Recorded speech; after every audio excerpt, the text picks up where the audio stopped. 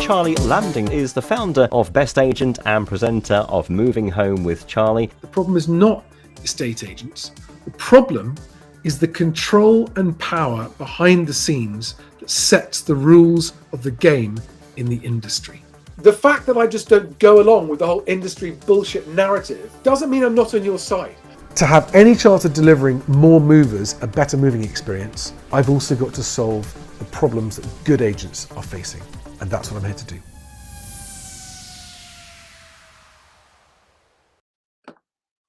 Good morning, everybody. Happy Monday, the 27th of March. I hope you had a great weekend. This morning's BestAgent breakfast show, which is just for estate agents and letting agents in the UK. There's no big new news over the weekend. There's a couple of the industry news websites have picked up on a story from last week at Times. And a lot of you hear a lot of agents saying about the market is returned to normal. Well, for the agents who think the market has returned to normal for them, that's fantastic news. I know that transaction in terms of sales agreed, Chris Watkins' stats show is saying that they're the highest since last autumn. I think we've got to remember that last autumn they were already coming down. They are sort of 25% down last year, but so far in terms of sales agreed, they don't seem to be falling too far. There is some stability in the volume of sales agreed being week on week, which is fantastic news, and that is to be welcomed, absolutely. And long may that continue. And I hope that it does. It's worth considering. So have we reached a new normal?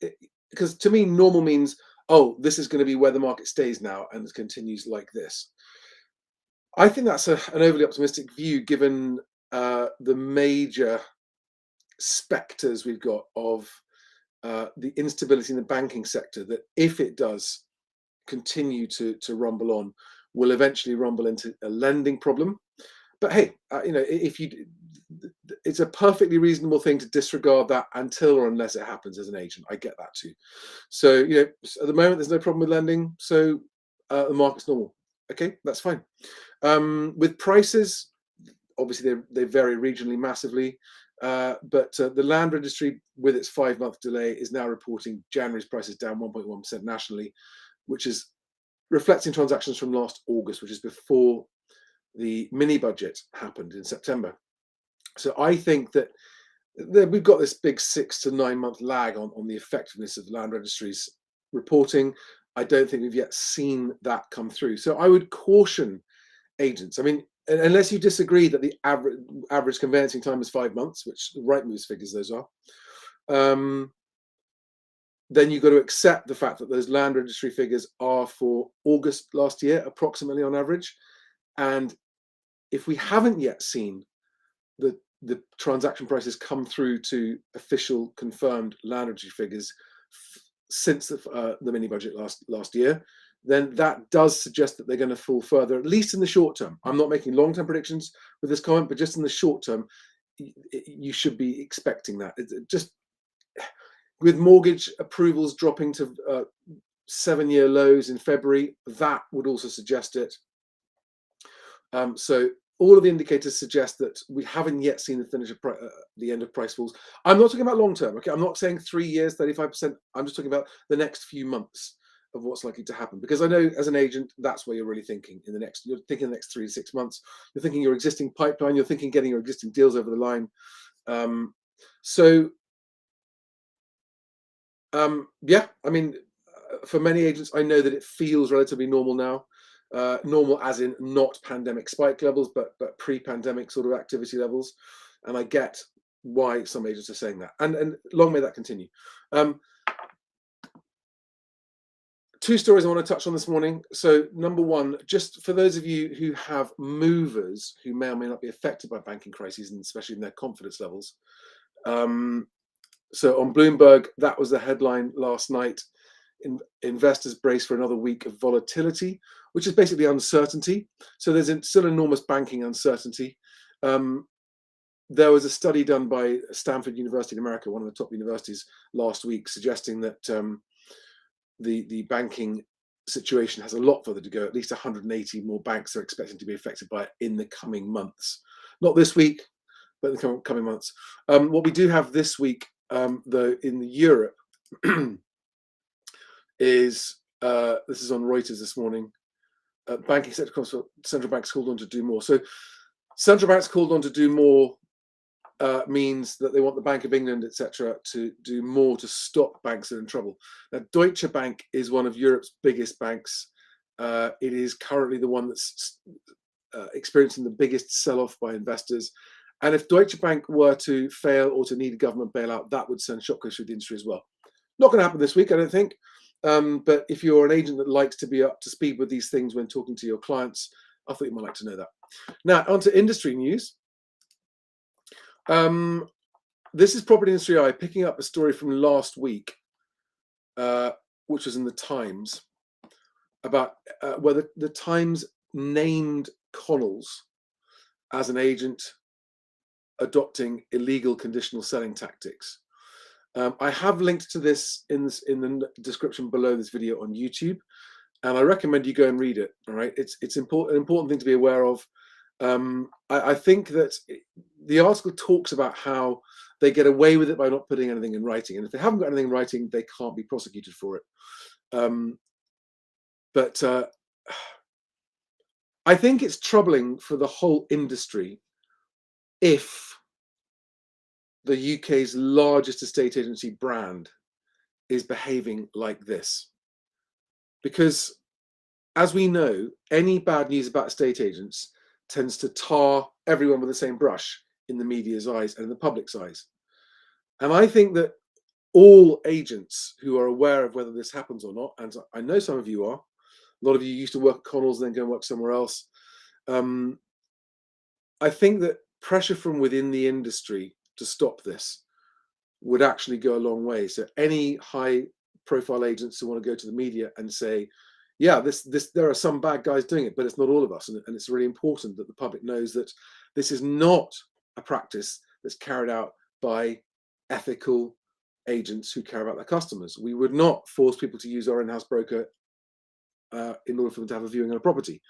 I think this is an opportunity for any agents who feel that Connell's conduct, and by the way, if this is happening, Connell's, as far as I'm concerned, I've heard my own reports as well directly that it is happening from people. I put this down to the pressure of the corporate policy, the pressure on targets, because this is not something that any individual would want to do. And I don't think that if Connells do get, what's the word?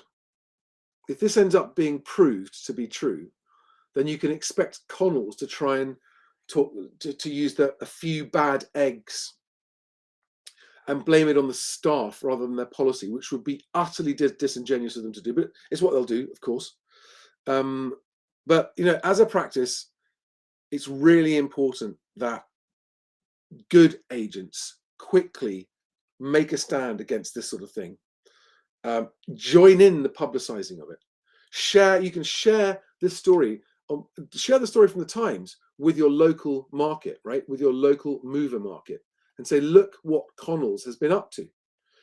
Where you think that the local Connells branch is a badly behaved branch, and is, because that sort of stuff, this sort of conduct doesn't help anyone. It doesn't help movers, and it certainly doesn't help estate agents' reputation. Sorry, Monday morning mouth. It doesn't help estate agents' reputation in the industry. And I really think that all other agents who don't do it should be quick to pounce on this, to share the story from the Times, and to make your local moving community know that it's only very bad agents that do this. And that will help, I think, to push back against the story that some larger agents use, that the larger agents are the more reliable and the ones that follow the regulations, because it's just not true, is it? It's just not true. But they have big marketing departments and they have big legal departments, and everyone's scared to actually accuse large corporates of anything. Well, you shouldn't be scared, because whatever legal threats they might come with, they can threaten what they like. But if the truth is that they have broken the rules, the courts don't care if you're a large or a small agency. When a defendant is in the dock in a situation like this, it makes no odds whether they're from a big company or a small company, other than their legal budget. But if the evidence is compelling that they have broken the rules, they'll get done for it. provided the lawyers on the prosecuting side know what they're doing. So I would, if I was a smaller agent and I suffered, as all small agents do, from larger agents' marketing campaigns taking an unfair portion of the market share, I would be trumpeting about this. That's what I would be doing. I really would. I'd be making sure that all the local movers knew, because these guys clean up on volume. Did you see this? Christopher Watkin put a post on LinkedIn last week, but then quickly deleted it. I wanted to put it back up again. Where he said the largest agent by listings in London exchanged contract on 27.7% of those listings, right? That's staggering, isn't it? The number one agent by largest listings, he didn't name them, and neither am I, only sold 28% of what they listed in 2022. Whereas the and just in case anyone thinks that's normal, the number two agent by listings exchanged twice that amount, 56%. Okay, so it just proves that there are agents who are gathering large market share. So in London, the largest market share by listings agent is actually selling half as many of its instructions as its closest rival by market share. And this, guys, I promise you, you'll start to see this. I'm going to be talking about this in the private WhatsApp group for agents only. If you want to join that, by the way, if you care about this stuff, then send me a message on LinkedIn with your mobile number, please. Just search Charlie Lamdin on LinkedIn. There's only one of me. And send me a private message with your mobile details, and I'll make sure that you're in the Best Agent WhatsApp group where we discuss this privately amongst agents, okay? Because what the Best Agent data that I've got shows, it's really important, this, is that the top 10% of agents by market share have 50% of all listings, which means that the other 90% of agents are sharing the other 50%. Now, what that translates to roughly is those top 10% of agents by market share have 10 times more instruction per agent than the other 90%. And I'm sorry, there are no agents that are 10 times better than all of the others. So that is a clear, disproportionate distribution of business in the industry, which doesn't help 90% of agents, and it doesn't help movers either. And it means that a disproportionate number of movers are signing up with the wrong agent for the wrong reasons, as Christopher Watkin's stat there in London shows, right? Don't just sign up with an agent because they've got the most boards in the town. It doesn't mean they're selling the most.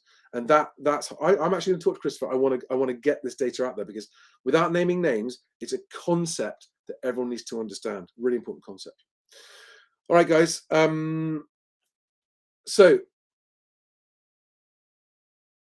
remember, focus on closing your deals first. So when you're sitting down at your desk on a Monday morning thinking, where do I start? Progress your deals first before you answer new inquiries. Progress your deals. Make sure all your deals are chased, and in doing so, you will reduce the chance of fall-throughs before you then go on to chasing up your offers to get offers agreed. Going back, and everyone I'm talking to says there's lots of offers outstanding. The offers that have been made, they haven't been rejected or accepted yet. Sellers umming and ahhing. So talking to those sellers to get an offer agreed is the next step. And then chasing up to see what viewings you might be able to get before you then go on the hunt for new instructions. All right, so deals, offers, viewings, instructions in that order, my Dovey system that I've talked about. Guys, have a fantastic week.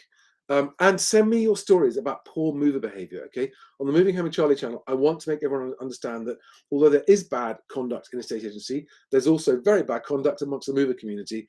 And I want to try to help motivate better behavior by movers, and also defend all the good agents who are being tarred with the conduct of bad agents.